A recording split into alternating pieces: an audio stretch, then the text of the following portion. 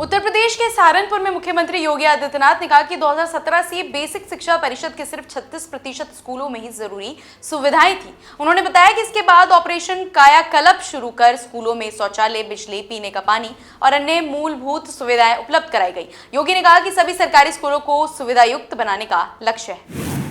BJP सांसद संबित पात्रा ने तेलंगाना के मुख्यमंत्री रेवंत रेड्डी पर तीखा हमला बोला।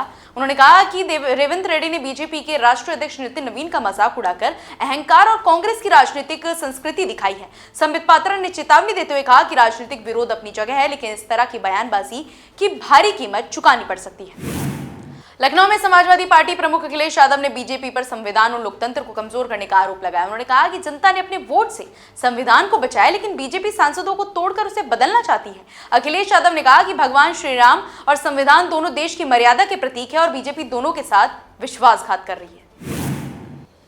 आम आदमी पार्टी के राष्ट्रीय संयोजक अरविंद केजरीवाल ने अयोध्या राम मंदिर दान गबन मामले में गठित एसआईटी और दर्ज एफआईआर पर सवाल उठाए। उन्होंने कहा कि यह पूरी कार्रवाई दिखावटी है और असली आरोपियों को बचाया जा रहा है। केजरीवाल ने पूछा कि आखिर वास्तविक दोषियों को संरक्षण क्यों दिया जा रहा है।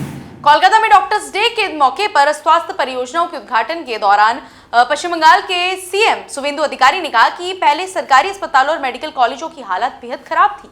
उन्होंने कहा कि पिछले 1.5 महीने में आयुष्मान भारत योजना लागू की गई है। साथ ही उन्होंने दावा किया कि भारतीय न्याय संहिता में डॉक्टरों की सुरक्षा के लिए भी विशेष प्रावधान किए गए हैं।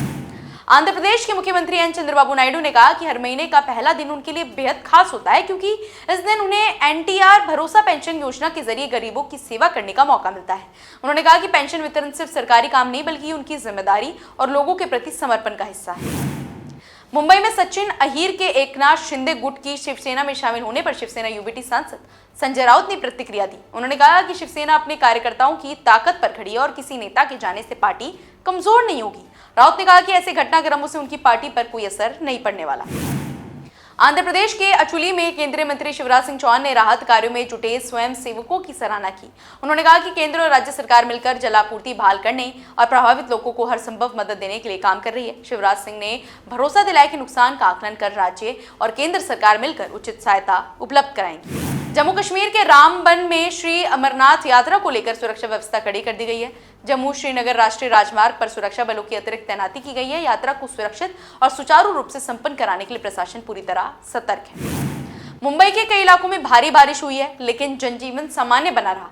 खेरवाड़ी फ्लाईओवर पर वाहनों की आवाजाही बिना किसी रुकावट के जारी है। इलाके में कहीं भी बड़े स्तर पर जल भराव की स्थिति नहीं देखी गई है।